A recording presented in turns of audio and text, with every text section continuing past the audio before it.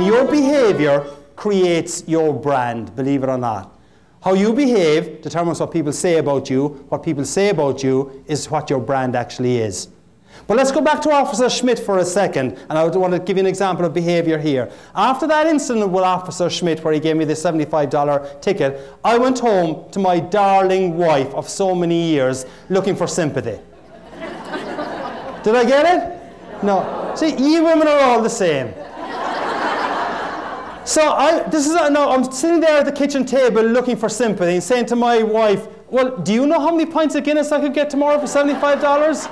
Nothing. This is after 22 years of happy marriage. Now we've been married 29. But after a couple of minutes, my wife comes over and she puts a piece of paper down on the kitchen table and she said, I gave you that insurance certificate about 4 weeks ago. I knew you wouldn't put it in the car. I looked up at her and I said, so it's your fault.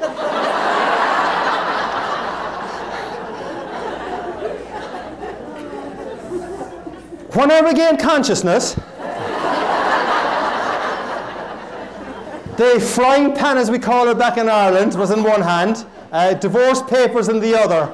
But she didn't actually go through with the divorce proceedings, though. But to this day, though, and you men in the audience I know will be able to help me on this, I cannot convince my wife that it was her behavior that was at fault. So if the men in the audience ever meet my darling wife, just kind of try and win my side of the argument for me. But that's obviously a goofball example about behavior, though. But your behavior, as part of the gift of gab, goals, attitudes, behavior, creates your brand. There's one simple little thing that I suggest to people that will help you to create an even better brand experience and brand behavior for the people that you work with. Each of you, I think, has got a program in front of you. Before you leave today, I'd like you to write down 3 words on that program. And maybe on a piece of paper, roughly the size of a credit card, write the 3 words down. And the 3 words I'd like you to write down that will make a difference to the gift of gab that you bring to other people is, if you were to write down the 3 words that you would like people to say about you after they have dealt with you. Because they're the 3 words that effectively describe your brand.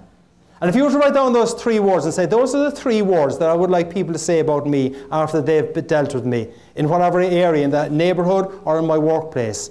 If you were to tear out that little piece of paper and put it into your credit card wallet or into your purse, so that when you go to the supermarket tomorrow or you go to the gas station and you open your credit card and you see those 3 words, you can ask yourself, hey, have I been faithful to those 3 words today?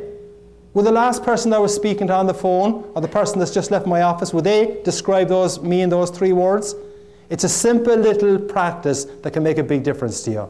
Goals, attitudes, behavior. And if you adopt and adapt goals, attitudes, behavior, it definitely will help to give you a true top of the morning experience and the patients and the customers of Edward Hospital.